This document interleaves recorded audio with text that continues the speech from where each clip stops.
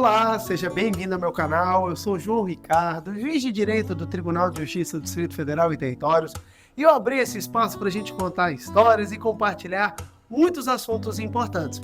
Hoje, eu queria trocar mais uma ideia sobre os casos que acontecem com a gente dentro do fórum.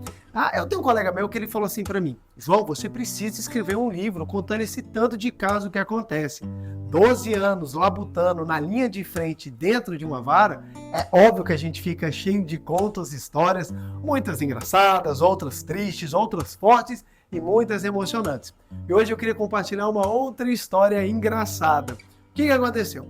Estava numa vara civil, atuando na matéria civil, e a briga era cobrança de condomínio. Cobrança de condomínio não tem muita dificuldade, porque comprovada a dívida, o caminho é ou paga, ou divide, ou vai ter que piorar bens para saldar o débito condominial. E a briga estava porque o síndico ele não tinha muita maleabilidade para poder fazer o acordo, e o réu sabia que devia, ele não negava, mas ele não aceitava a forma como estava vindo a dívida. E a diferença era muito pouco. Era uma dívida condominial de R$ 1.200 e o condomínio estava dando desconto de R$ 100 e dividindo em 4 vezes. Mas ele só fecharia acordo se desse mais R$ 100 de desconto. E o síndico falou: não tenho condições.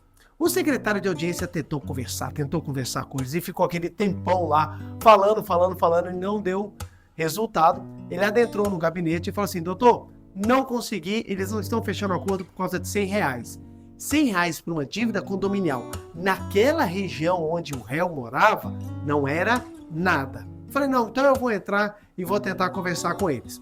Botei a toga, entrei todo formal, dei boa tarde para todo mundo, eles me deram boa tarde e eu fiquei 30 minutos conversando com ele, tentando entender o porquê que ele não aceitava aquela proposta do condomínio, que ia ser muito melhor. Ou ele pagava 1.200 à vista, ou ele tinha a chance de pagar 1.100 dividido em 4 vezes.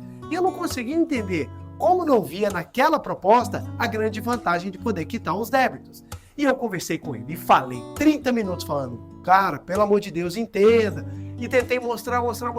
E quando eu perguntava, ele nunca vinha com algo coerente. Eram umas histórias assim mal contadas.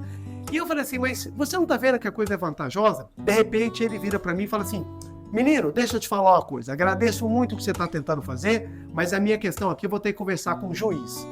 Aí eu fiquei parado assim, o advogado dele foi caindo assim na cadeira, aí eu olhei para um lado, olhei para o outro, olhei para a toga e falei assim: senhor, eu não sei se você percebeu, mas eu sou o juiz. Aí ele olhou assim, ele foi ficando branco, o que mais? Aí eu falei para ele: o que mais me assusta não é nem o fato de você não ter me reconhecido como juiz. É o fato de eu estar usando essa roupa preta aqui e você olhar para mim e não reconhecer. Será que você tá achando que eu ando com essa roupa na rua, que eu sou o Batman? Aí todo mundo na audiência riu. Eu falei, aí ele começou a ficar muito nervoso. Eu posso ficar tranquilo, não tem problema. Acontece. Eu só queria entender o que realmente você queria. E o advogado depois chegou e falou assim: doutor, desculpa. Eu falei: não tem problema. Saí dali achando, de repente, eu sou um super-herói que estou usando a capa preta do Batman e não perceberam que eu era o juiz. Essa é mais uma das histórias que acontecem dentro do Poder Judiciário. Até mais!